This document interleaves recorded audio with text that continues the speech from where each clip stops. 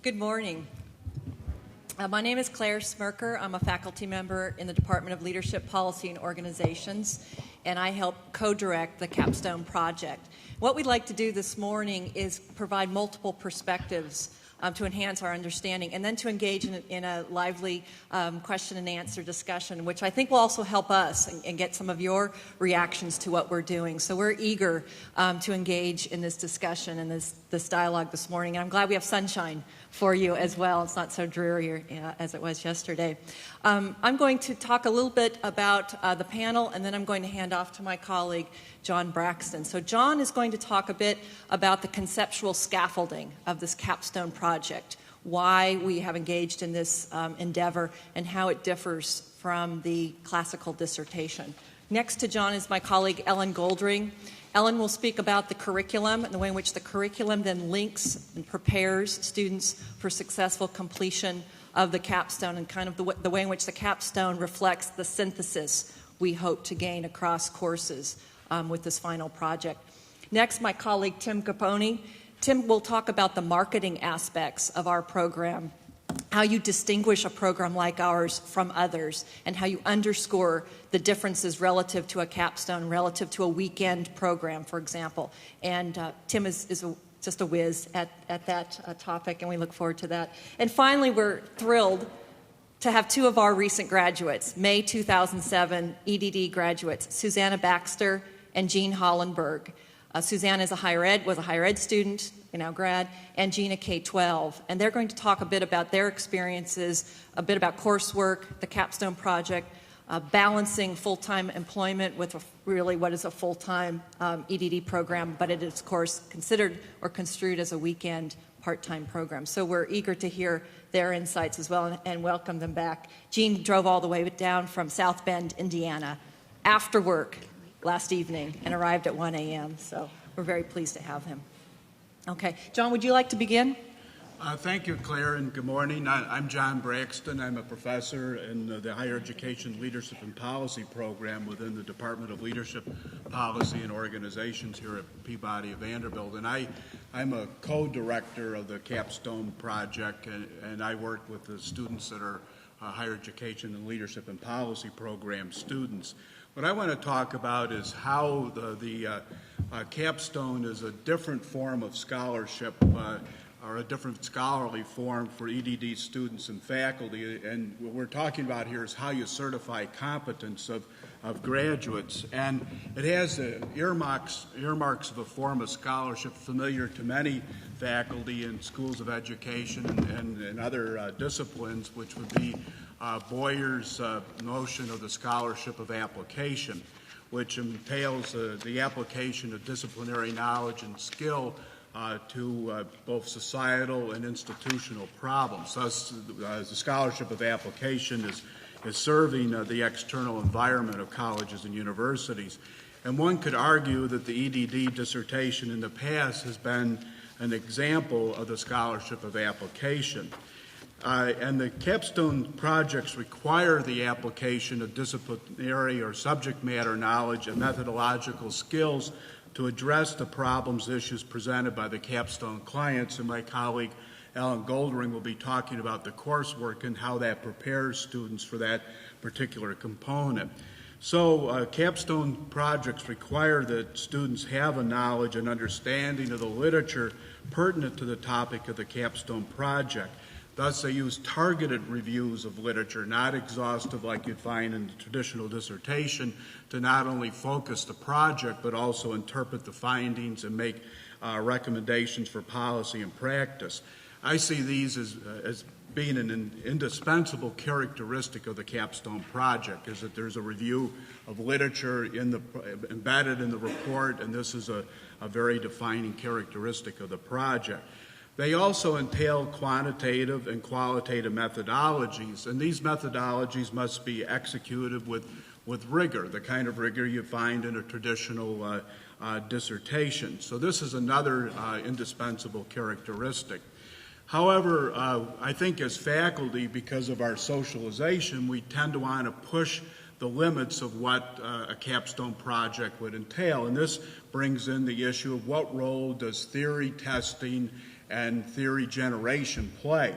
And so the key question here to ask ourselves is theory and hypothesis testing or theory generation an indispensable kind of characteristic of a capstone project? And one answer I would offer is that it depends upon the project. Is it there's some students working on a retention issue, and this requires theory to get at the retention of college students that the project is involved with. But not all projects need to have theory either being tested or serving as a conceptual framework. The other issue, I think, is what kind of contribution to knowledge is made by a capstone project. I think we tend to view the traditional dissertation in terms of the kind of contribution it makes to a literature base, or also perhaps to practice external to the institution or setting in which the study was conducted. And I would argue that the client's needs is what should determine the kind of contribution made. And so I think this is another kind of question we need to ask, is what kind of contribution does a capstone project make, and does it have to be one that makes a contribution to broader practice rather than just to the clients? I think that's another kind of issue. So you can see that this requires some rethinking of the defining characteristics of the traditional dissertation and how these characteristics may or may not apply to the capstone project. And this rethinking is an ongoing project, not unlike other issues the Doctorate of Education has faced. I'll turn to my colleague, Ellen Goldring. I'm going to talk a little bit about the curriculum, but before I do that, last night at dinner, David Marsh asked me some questions, and I'm going to use them as the introduction to the curricula discussion. I think as you noted, and as Claire mentioned and John, we use this term capstone project, but we really talk about a consultancy model. That the capstone project is done in groups of 2 to 4 students, and we call the organization or the entity upon which who they're working with a client. These are typically school districts or institutions of higher education, could be a state department of education or another entity. And David last night asked me why consultancy as a framework or as a conception.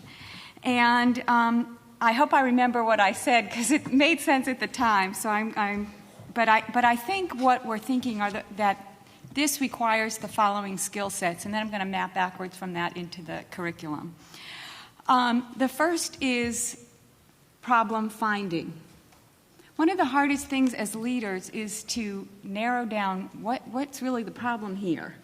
We all know that if a leader misdiagnoses what are the core problems, you can solve something, but it may not actually lead to any end that helps bring the organization to an improved state or change. My colleague, actually, John Braxton, talks about the swampy problems and the intractable problems, and they're actually dilemmas that organizations have. And a student and leader needs to try to understand how they can be parsed or defined into something that really can be addressed in a systematic way. The second is negotiating entry, which requires a real understanding of organizations, how they work, the politics of organizations, the social context of the organizations, the hierarchy, the norms, the culture, both the formal and informal bases of power.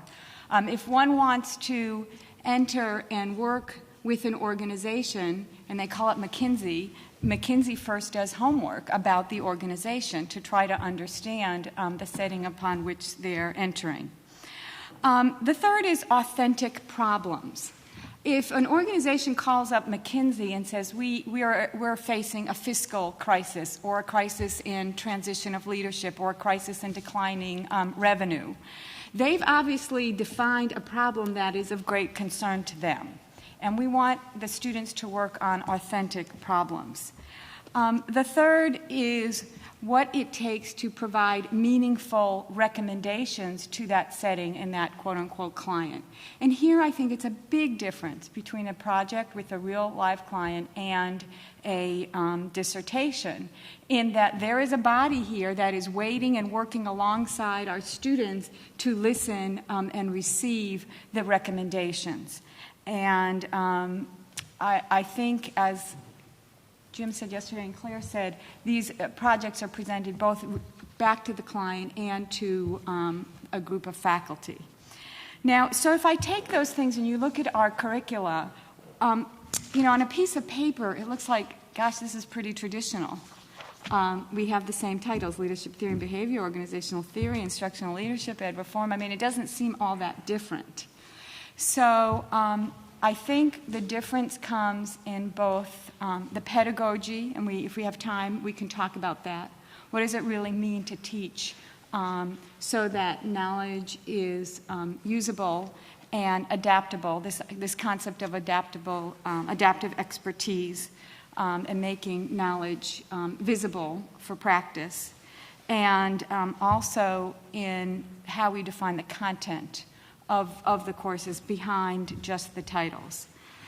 You'll note in terms of the curriculum that we have 3 broad strands. One is called our Common Core, which all students take together regardless of their specialization. And these help back into the things that I mentioned before that are crucial for the capstone project: understanding organizations, understanding the politics of organizations, understanding the social context of organizations, and understanding a role as leadership change, and how leaders can help propel organizations towards vision and towards mission. The second set of courses are our tools. We call them analytic tools. Those are the courses that I teach, so I have more inside knowledge about how we do that. And I want to say, in terms of the tools, that we focus very much on the following things, which differentiate them from a typical. It's very different, because I also teach for the PhD students. It's very different than a research method sequence for PhD students. As I said before, I stress problem finding. How can you define a problem such that analytic data and other analytic tools can be brought to bear on the problem? What level of inference one can make from different types of research. It really bothers me, and I use this example all the time, when someone stands up in front of a school board and says, "research says." And it's like, well, what type of research says? What type of designs lead to what type of inferences? This is especially important for our K-12 people, because obviously of No Child Left Behind and the emphasis on evidence-based, scientific-based research. Practitioners and leaders today need to understand the importance of that concept. Certainly the use of language, cause and effect, causality, the importance of using different language. We teach analytic skills. All our students learn how to use SPSS. All our students do projects before the capstone. That is a problem of practice that they are concerned with, and that leads and develops their skills. They learn interviewing techniques, multiple spreadsheets, data, budgeting, in all these tool classes. And so there's a scaffolding and a support where by the time they've get to the capstone project, it's not the first time that they're doing this. And I think I'll stop there. Thank you. One of the challenges in marketing or talking about a program that's new and so radically different than what it is we had before, I think is the way in which you have that conversation with graduates of your program. So I think that's one thing that we've been particularly careful about. The other is being transparent in that in some ways, this was a work in progress as we built it. And so trying to get expectations of entering students to kind of match that kind of a process. And so that involved, and you can ask our former students here about what that looked like and how that felt. But trying to be open and transparent on the front end about the conversations that were going to be ongoing as we built the program. So that was another challenge for us. Being very clear about what we were trying to do, particularly with a weekend format program, that we wanted folks to be employed full-time because we thought that brought something special to the classroom, but also talking specifically about opportunity cost. And because individuals will, for at least here, maintain full-time employment, they don't have those same opportunity costs they might have if they enrolled full-time in another program. The other piece to this, I think, is that we were pretty clear that we weren't sure about where we were going to wind up from the very beginning. And so there's a piece in there that says, in your packets, it says to EDD or not to EDD. And that was actually something we did quite intentionally, to talk about our thought process as a faculty, where we were headed and why we were thinking about making these changes, or why we had made these changes for alumni, but also ensuring that the right folks were going to join us. And so with something that is different conceptually from what it is most individuals who are thinking about doctoral education might be exposed to, being pretty clear on the front that this is not your average bear, that it's going to be different and it's going to be challenging because it's different. It's not going to be what it is you expect. Faculty engagement for us was a tremendous assistance. As folks had questions, it wasn't just administrative recruitment officers talking to people. We really had full-time, full faculty engaging, explaining the thought process behind the program, why it was so interesting and important, and why we wanted them to join us to be leaders in creating this. And so it really did evolve through the course of that first cohort coming through. And they were instrumental. And so being able to have that conversation with an audience that might be interested in coming to your institution was so key. Because if folks showed up on the first day and they thought they were getting a research-oriented degree, and we showed they'd know the first weekend that that's not what they were going to get. And so being upfront and clear about those expectations were important. Also, kind of defining the marketplace. Who are the folks at your institution, or who are the folks in your specific markets that you want to get, and who are your direct competitors, and how does this allow you to differentiate yourselves from them? Those were all questions that we asked very specifically when we were going through this process. So how could we use this as a way to say we're not everybody else? And I think we did a pretty good job of that. I'll stop right there, but if you guys have questions about the way in which we talked or created a conversation around the doctorate, I think that was key for us. We're still negotiating here. My name is Gene Hollenbeck, and currently I am the Director of High School Programs for South Bend Community School Corporation. 2 weeks ago, I was principal at Grissom Middle School in Penn Harris-Madison School District in Mishawaka. And my ability to move into that position in South Bend is directly related to the degree that I achieved here at Vanderbilt University. It was basically an opportunity to move into a more key policy-making role because of the experiences that I had here. And much of what we did here is what I articulated as I went through that interview process. So it was an extremely valuable experience for me. As Dr. Caboni said, there was certainly, through the first cohort process, a definite level of ambiguity. We, at many times, did not know what the next step was going to bring. And as we asked questions, we found out that there were leadership folks in the program who did not know exactly what the next steps were going to bring. And that felt good at one point because we were able to impact that process and to provide some feedback to it. And at other points it did not feel good, and we expressed that to our professors and had opportunities to share that with them. And they in turn then went back to the leadership of the college to say, we need to resolve these issues because these students do need to know. One of the examples for that is the fact that I did drive down from northern Indiana every weekend that we had class. And I would leave at 4 o'clock in the morning on Friday and arrive here at about 11 o'clock in the morning and de-stress and prepare for class, go to class all evening on Friday, go to class all day on Saturday, and then drive home to northern Indiana on Saturday evening and process the whole weekend in my mind as I drove back to Indiana. And most of the time that worked out well. I mean, sometimes in January and February it was a little dicey getting home.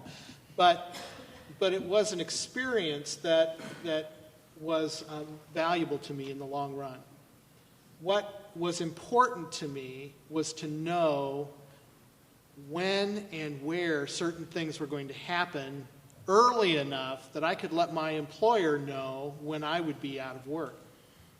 And that was very, very important, especially doing this long-distance program. And in the very beginning, we had the first semester's dates. We did not have the second semester's dates.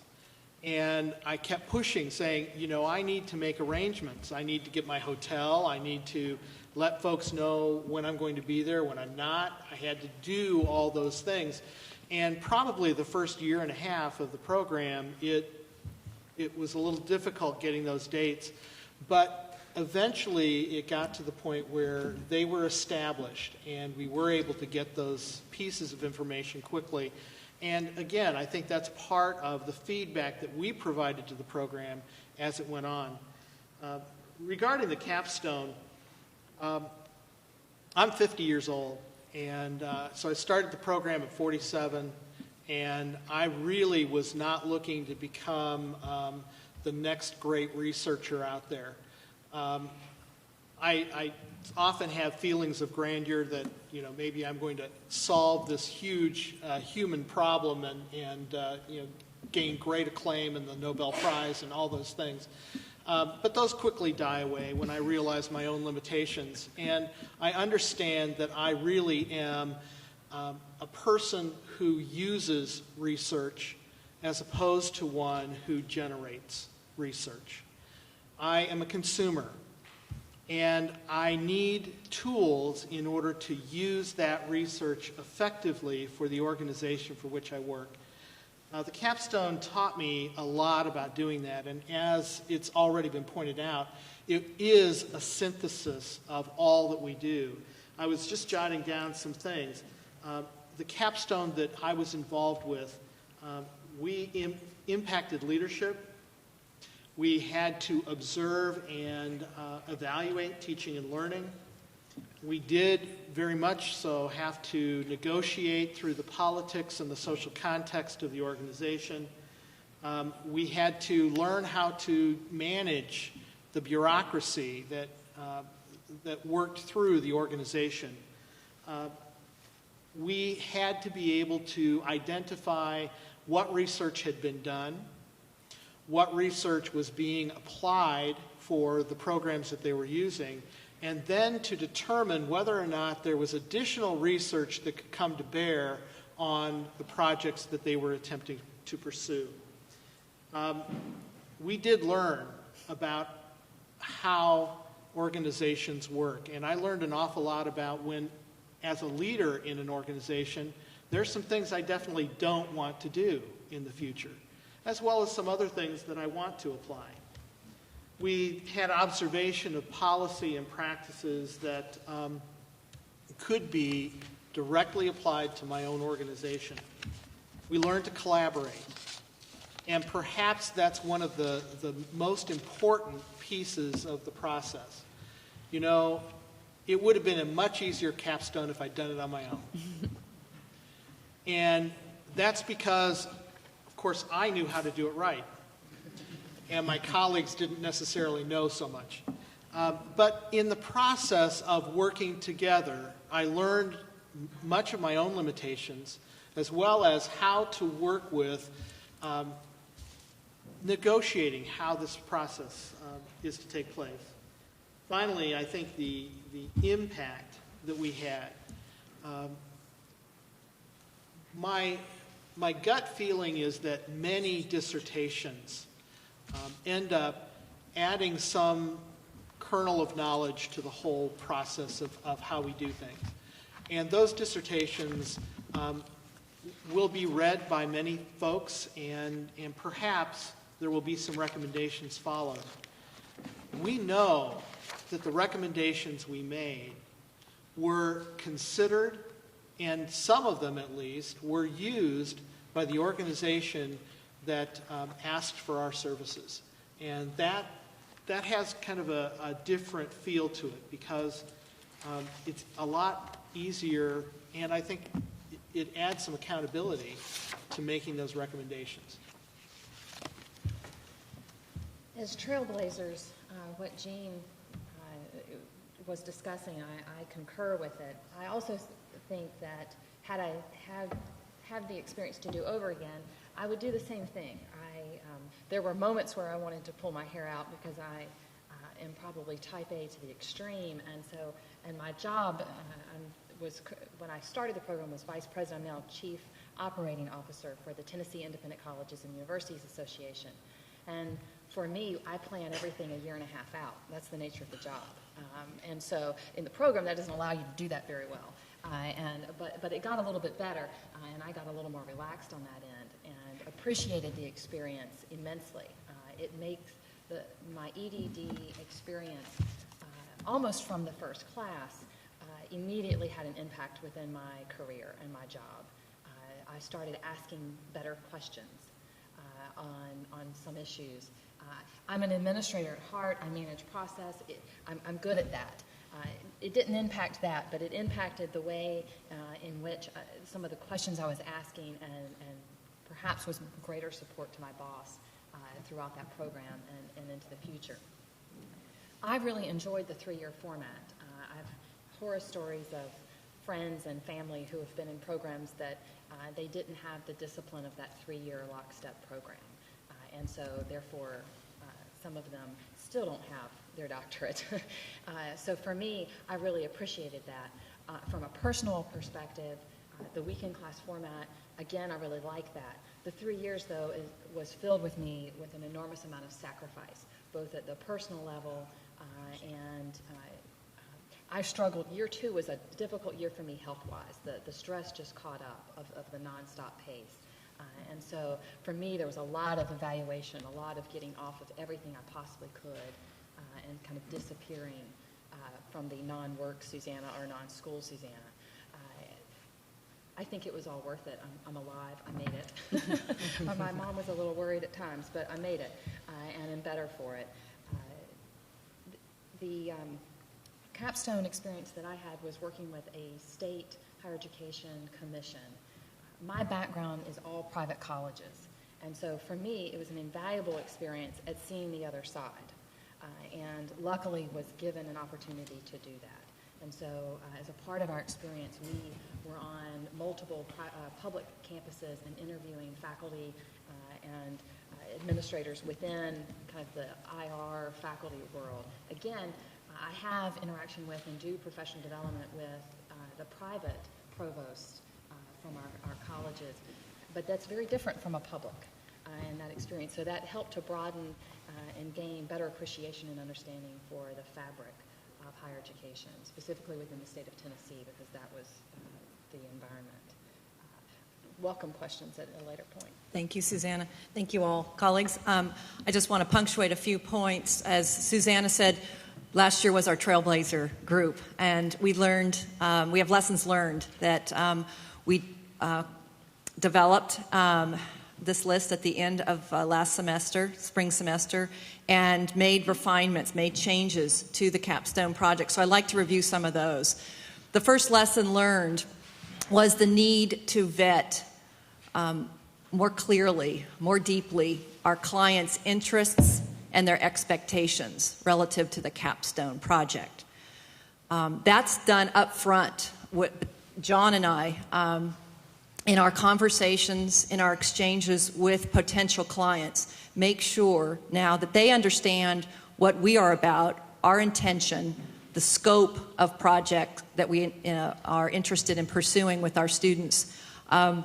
We also make sure that our students understand this consulting relationship, That it doesn't mean you withhold particular recommendations at the end that may upset or irritate or annoy your client.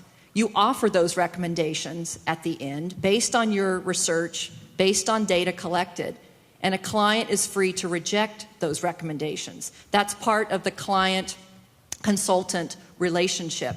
And so we needed to clarify that. We learned that after the first year. The next issue was the timing and the pacing of the capstone project. So we went back and we said we started too late. We introduced the capstone projects to students in September, and we really need to introduce those much earlier in the summertime. So this past summer, in June, the end of June, we brought the students together with the clients on a Friday afternoon, and each client outlined their request for assistance, which is what we call these, request for assistance. Each client was in class, in a room with the students, and identified their request. And these are not so much problems of practice as they are problems of interest, of improvement, issues of organizational effectiveness or organizational enhancement. Each was explained to the students. The students then had an opportunity to rank order the projects in which they wanted to complete for their capstone. And John and I matched those rank-ordered preferences with each capstone. Fortunately, every student got their first choice. For a second. In a couple cases, a second choice, which was fine.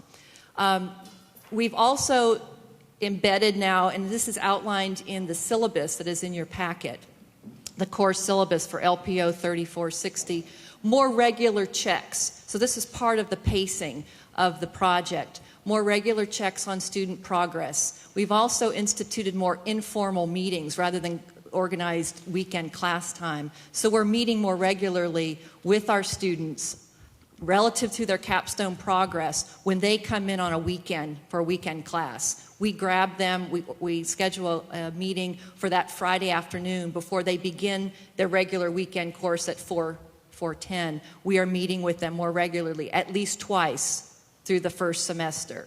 So that's also part of the timing and pacing and supervision of the capstone project. Some of this, I think, is captured in the syllabus item under that first requirement, which we call Scope of Work Memo, or SOW. The third lesson learned was that we needed to monitor more closely the group process and audit more intensively individual effort. As we noted, this is a group project. Students work in either pairs or in a group of 3, 2 or 3. And we became aware of some issues relative to shared effort and participation. So we now have embedded in our project regular auditing of the capstone effort by each individual member of the team. And we'll move through that, and if issues or problems arise, concerns that one student is perhaps not pulling his or her weight, we will address those promptly. So those are 3 of the lessons learned. The need to more clearly vet client interests and expectations relative to these issues of in organizational enhancement and effectiveness. I really kind of want to move off that problem of practice issue because I think that's too narrowly defined here. The issue of timing and pacing. And third, this issue of monitoring group processes and auditing individual effort. Can you just mention that students cannot work on their own organization and how and that you and John come up with those? Okay, yeah, that's a good point. Before I get to that question, I want to talk a little bit more about unpack this vetting process because I think this is how do you make sure the client will be a good client, will be someone who can work with our students? I think there are just 4 elements here. First of all, we need to make sure that our clients will provide access to data, that they will allow our students to go into individual schools and conduct interviews or observations or interview faculty members at an institution of higher education. So the issue of access has to be negotiated and made clear and specific. The other is autonomy. But that doesn't mean we expect the client to allow our students to just move through their data files and move seamlessly through their schools without any kind of scheduling or any kind of coordination. But we definitely need the client to understand that our students will work within a kind of an autonomous nature of their work, and that they are not subject to constant supervision or checkbacks with the client, although that will be negotiated as you move forward. Finally, we just need a spirit of cooperation with the client. And again, this has to be vetted, clarified up front. Obviously, we run into problems if you ignore that later down the road. And the fourth issue after cooperation is clarity. So again, clarity of expectations and scope of work, which again is now built into the syllabus. Ellen mentions the issue of student selection of capstone projects. Can they come up with their own project, or are they generated by our faculty and by the clients that we secure? It's the latter.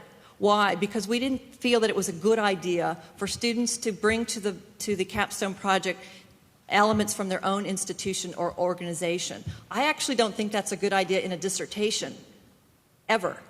There are issues, obviously, of bias, of conflict of interest. It violates all sorts of research norms to study your own organization and the kinds of relationships that you have with individuals in that organization. So it's made clear in our memo that you have in your packet that these capstones are generated by the faculty in consultation with clients. The students do not bring their own projects generated from their own institutions to the table. Now, that said, that doesn't mean that we don't welcome students' information about potential clients. And as a matter of fact, that's what happened this past year, and I'll just share this story quickly with you. One of our doctoral students is working on a research project up in Jefferson County, Louisville, Kentucky.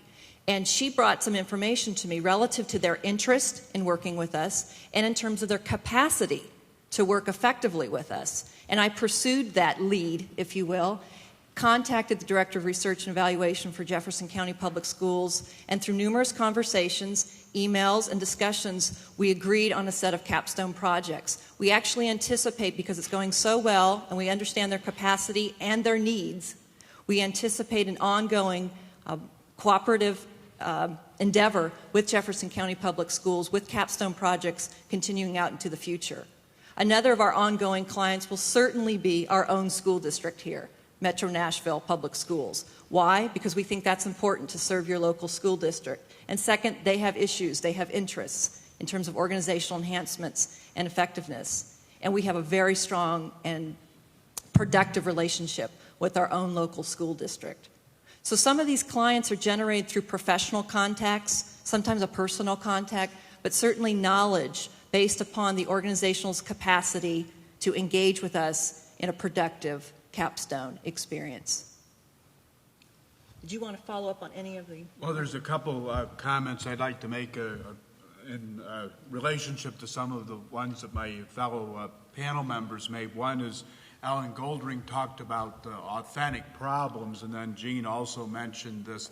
And I've been very struck by how much the clients really want the project to be conducted. They really, really are very interested in the outcomes of the project. So that's one thing that I think is real useful to note. And Dr. Caboni talked about the positioning of the program, and did some people think it was the exact nature of it? Were they expected to go out being leaders or scholar practitioners, or the exact thrust of the curriculum? And I think one way that we need to portray ourselves, and this may vary across the different institutions, is that if you array yourself on a continuum of theory and research or scholarship at one end, and the other end real nuts and bolts practice, I think you need to be very clear about this, because I think in the second cohort that's moving through, there is a few students that think we're far too theoretical, and yet it's very necessary to have a strong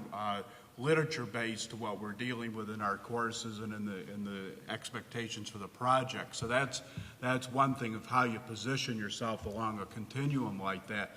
And the last issue is an interesting sociological phenomena among this cohort group, is that they take so many courses together that there's what some people might call, in relationship to learning communities, hyper bonding. Is that they become very, very internally cohesive, and it sort of becomes sometimes like a we-them sort of mentality because of that. And like Gene was saying, is that they brought issues to our attention, and we needed to have those brought to our attention, but at the same time, rumors move through very quickly, and you have to quell them, and the more uncertainty that there is, the more problematic this tight bonding that you have. So this is sort of both a strength and a weakness of the cohort model, and I think it's because of it.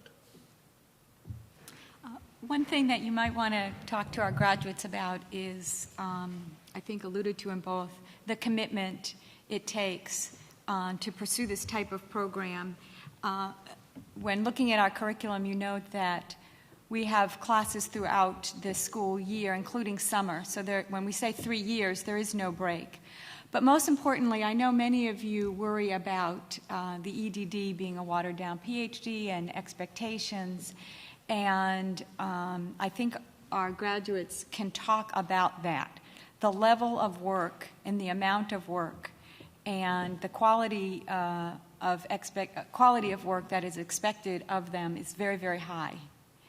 And that might be something to probe further. Before we move on, I'd like to introduce someone who is really the backbone of our EDD program, Rosie Moody, who is the coordinator of admissions and all else in our department. Rosie, would you stand for just a moment?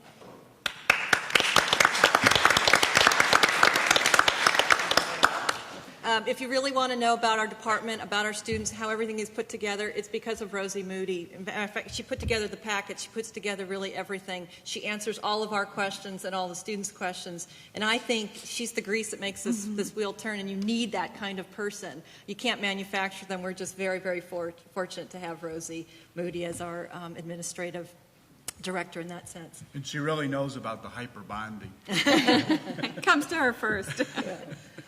I think we'd like to turn it over to you and invite you to ask any questions you might have at this point. Yes?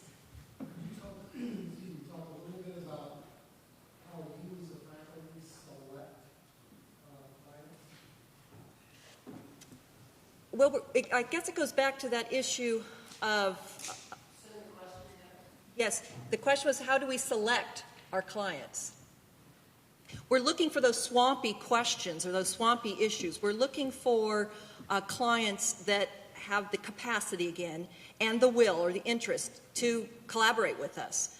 They tend to be school districts, as Ellen suggested, or associations. The Tennessee Higher Education Commission is one of our clients, again this year. And we have a K-12 program, a project, related to the Gear Up program that THEC actually manages, as well as a higher ed project from THEC. So these are clients with status, with a reputation, obviously, who are engaged in the kind of research activities or pursuits of enhancing organizational effectiveness that link into our mission, and again go back to this idea of vetting.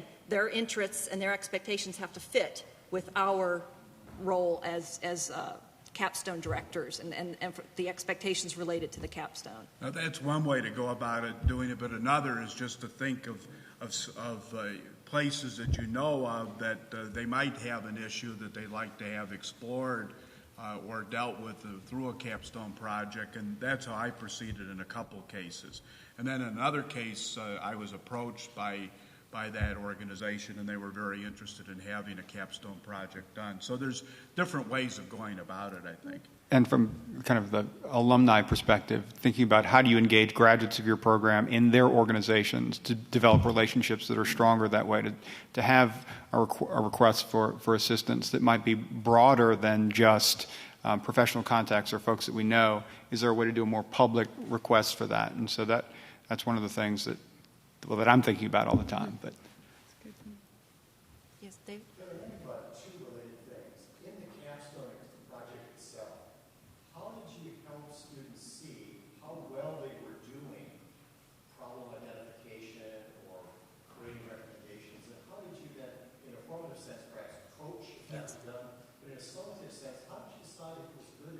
if it warranted student having a degree?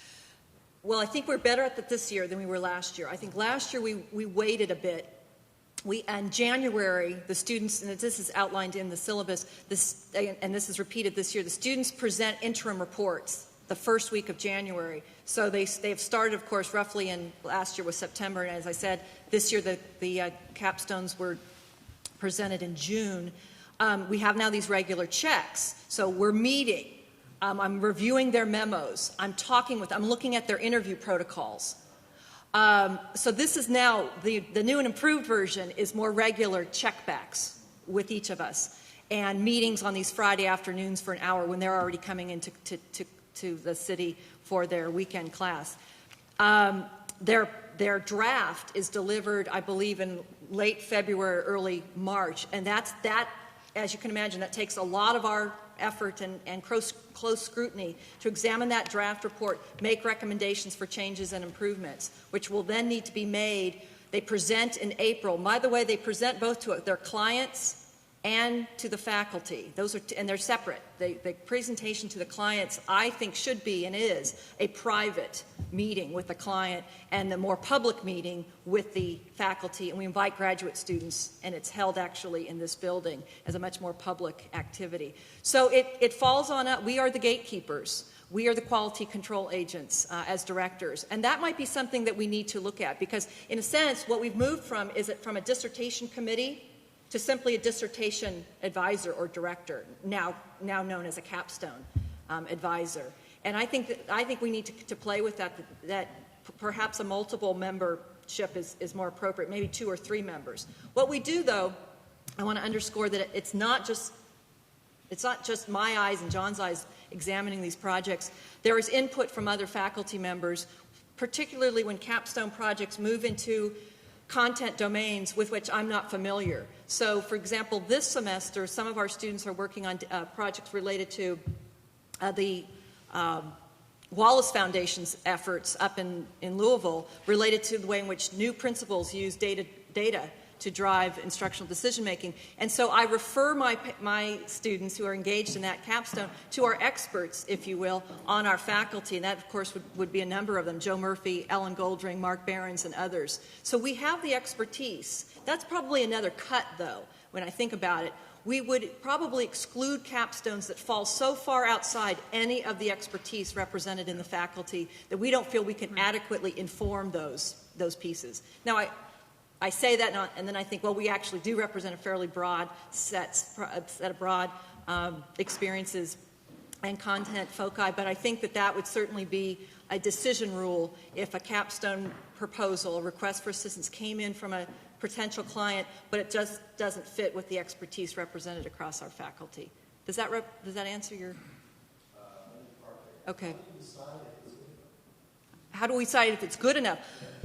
We apply the same expectations of rigor, of scope, of quality data analysis that we would to any course assignment, that we would to a dissertation. So, written communication, oral communication, very important. So I think John and I apply the same standards of rigor, the same expectations for high quality that we do in any of our work, in any coursework that is expected.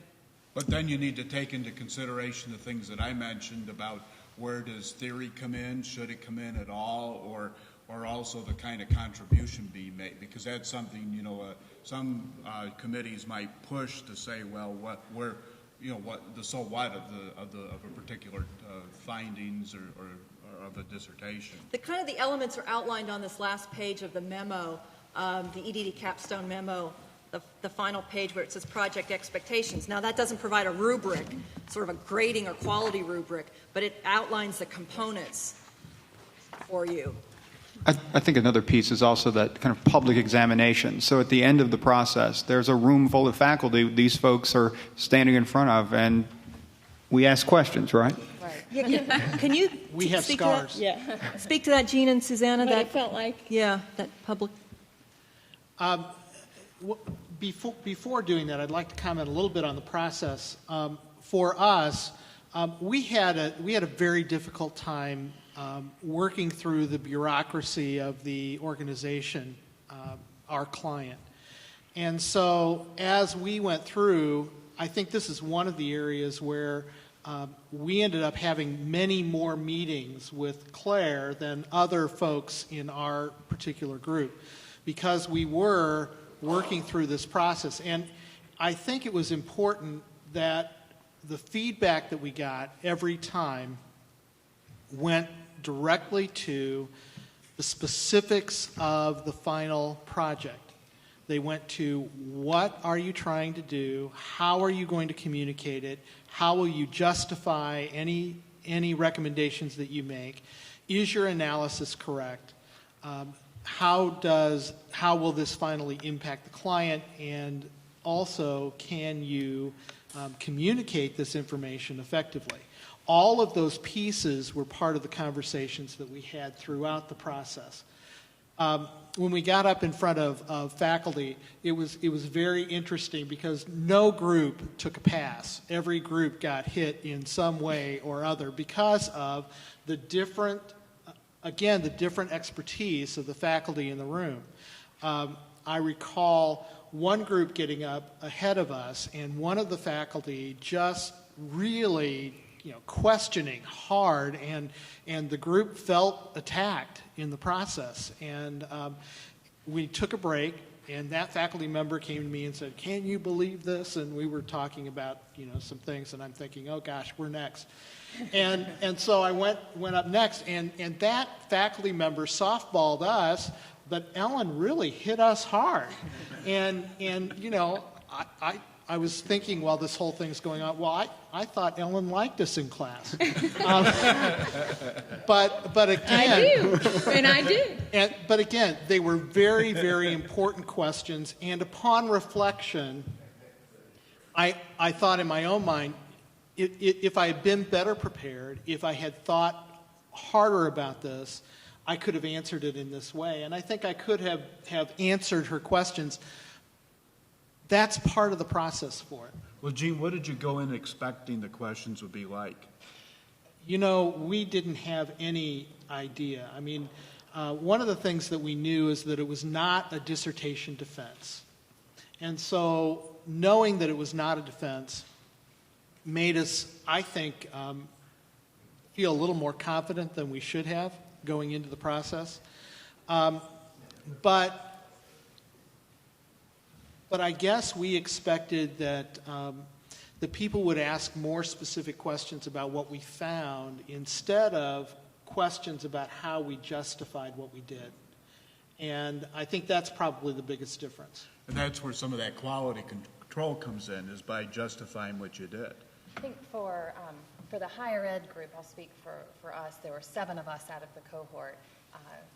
We very much had the nervous stomach of feeling it was the defense, and had, probably, I don't know that it was overkill. I think it was probably wise. We got together in advance and practiced giving it to each other and asking questions, and all the way down to your pace is too fast.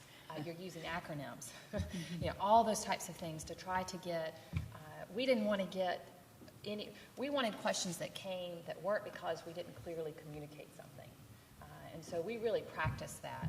That's not to say we didn't get questions. And I think for my group, some of what was not clear, no one in my group had ever been a consultant before. And I think, and Claire, this was a learning that Claire spoke of. For us, that was a learning experience. And we never in the process stopped to ask, what does it mean to be a consultant? We had our document that said what we had to do and the deadlines we had to meet, and our clients was happy, but we did get some questions about, well, why didn't you tell them that? Well, that was outside of the scope, and we had been told very clearly within the political realm of that organization not to even go there. But the feeling from the faculty was, no, you needed to go there. You owed that to them. And so it was kind of that learning experience, which again will be invaluable to me because I'm sure I'll be called upon to be a consultant in the future, as will my other 2 colleagues in that process. I will say for our group, Dr. Braxton was invaluable. They had set up time frames, and we really viewed that as not that was kind of the outside deadline for our group, and so we tried to work ahead of that because we could get our schedules out and go, we have board meetings and this and that, so November's a wash, or whatever month is going to be very difficult. We're on the road traveling, and so we would work. And Braxton was very responsive to us. And so I would think, particularly if you're dealing with professionals with full-time jobs, that's a necessary component of the process, because we were able to get something, 2 weeks before the deadline to him, and he would, sometimes within the day, day and a half, have our feedback back to us. And so I'm sure that meant that he had to drop what he was doing to be responsive to us. We also had some difficulty and needed to kind of recalibrate at times, and Braxton was willing to meet with us before class to do all of that. I will say one of the issues that we had, not my group, but other groups had, was that the client wanted to move much faster than the capstone process. And so some of one of my higher ed colleagues, that in his experience, their client really wanted everything done by January. And so they had to do that.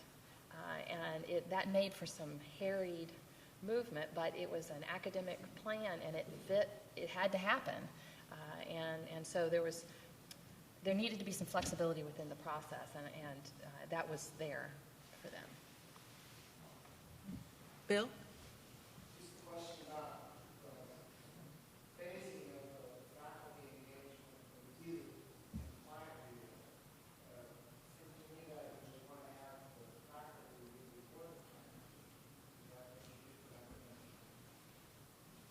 review. It depended. No, we didn't institute that. It depended upon the schedule that the students were able to arrange with their client in terms of the presentation there at the end. And some groups met with their client post public meeting with the faculty, and some met before. If they met before, in some cases those elements were then addressed in the public presentation. So it depended upon. That was client driven in that sense. We left that much more flexible.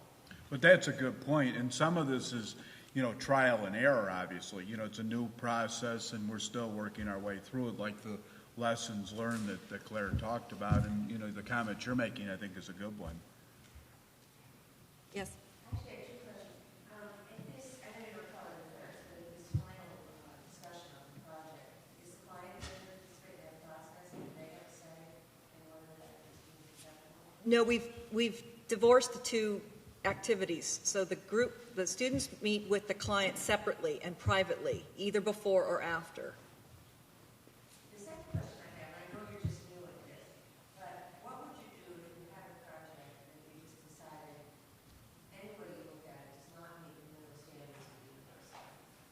How would you handle that? Have you thought about that? We've only thought about it in this sense, and John, you can jump in, is that it's incumbent upon us to prevent that, and the way to prevent that is to be monitoring and to be working and to be mentoring our capstone groups all along. So it's certainly possible, but I think if we are good at that, if we apply the level of scrutiny and the constant monitoring that we've described here, we shouldn't be surprised by that kind of low-quality project at the end, but it would certainly be possible.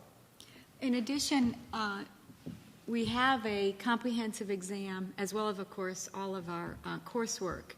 And going back to what we said about the alignment of the curriculum and the expectations of the amount and level of work within the courses, and the students can talk about that in terms of writing. They do a lot of writing, a lot of analytic writing, interpreting data, supporting conclusions, etc.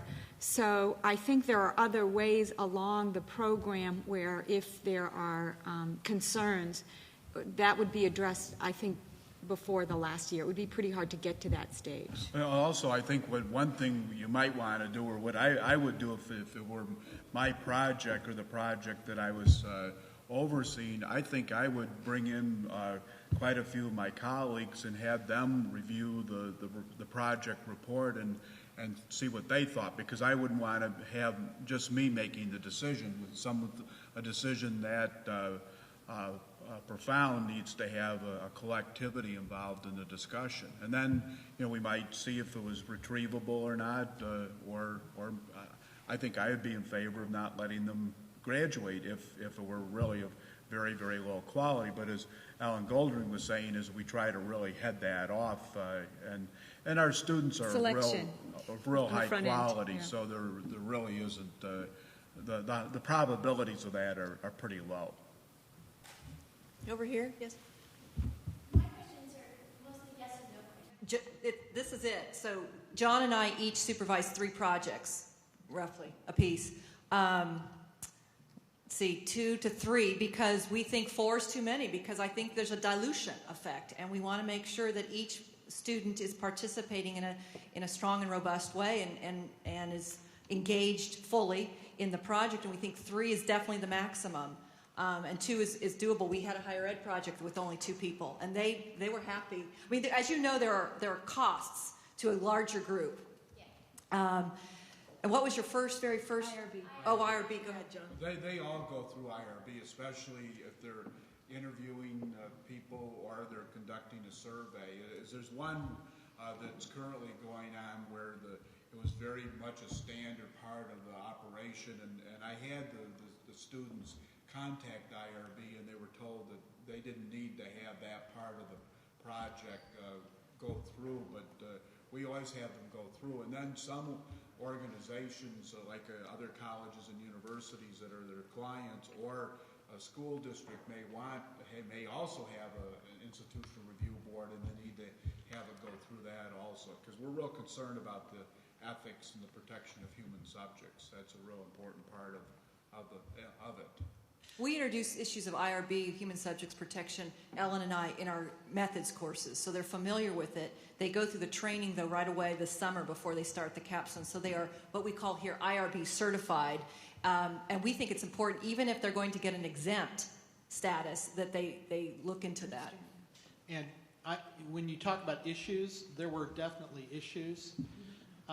We ran into a situation where the school system would not approve our IRB until the Vanderbilt IRB approved it, and Vanderbilt would not approve it until the school system released some information. So managing that process was part of what we learned. And higher ed had that experience as well with a couple of institutions, and a tearful conversation of saying chicken or egg, pick one.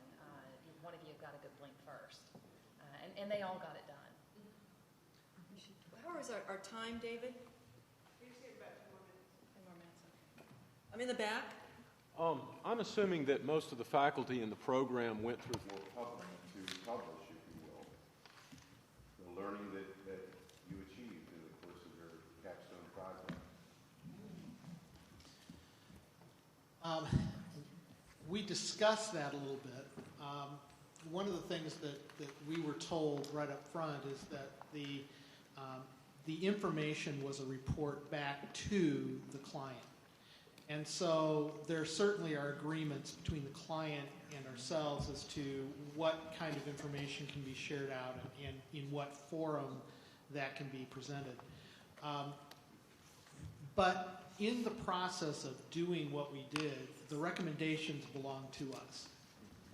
And so we look at least I have looked at the last portion of what we did related to the findings and the recommendations, and look for ways in my own organization how those can be used. And I talked earlier about these feelings of grandeur that I often have, and I would love to someday be able to take that material and to build upon what's been learned and to create a more widely disseminated kind of publication. I don't share those ideas of grandeur that Gene has. I will say what the types of things within my profession, lots of conferences, speaking engagements, those types of things where the knowledge that I learned, it's hard to separate that from who I am today. And so I think it comes through in that, and certainly within my leadership roles, within my colleagues in other states, that comes through. I'm, like I said earlier, I'm asking different questions than I did several years ago, and able to challenge in a different way. But I do not have plans to publish or do anything along that line at this time. That's not why I entered the program. I'm a practitioner. I wanted to be better at what I do, not to launch into new. Not to say that I might, fall and hit my head and wake up and decide today is a different day. I will say that there are other groups. There's one of the higher ed groups was working in an area that does not have a lot published within it, within the area of international education, a particular issue. They, I think, would love, and it may not be necessarily in a referee journal, but there are a number of national organizations for international education, and to begin to talk about some best practices that they discovered. So they were very eager in that lot. And they came up with a typology of the institutionalization of international education. It's quite strong. And they've since changed jobs, and I think as soon as they get settled in those new jobs, we'll be able to go back to that. But this goes back to that issue I raised in the beginning when I was talking about what kind of contribution it makes. And I think some of the projects are not going to make a contribution that go beyond the client. But other ones, like the one that Susanna was just talking about, that one clearly does make a contribution beyond the client. But I don't think, you want to think long and hard about whether you want to make the publishability of it a requirement, because that might go too far away from serving the needs of the client. But it raises the interesting issue in terms of upfront negotiation with clients, Right. Can this be published afterwards? And we're still walking our way through that kind of question. I think the way it should be left, perhaps, is that if clients are amenable, we can publish using their name or using, obviously, a pseudonym. But that will be something that should be negotiated with clients up front and has obviously broad implications for whichever way we go. That was a good, very helpful question. I think our time has been called. I just want to thank you very much for your insights. Your questions are very helpful. Thank you, colleagues.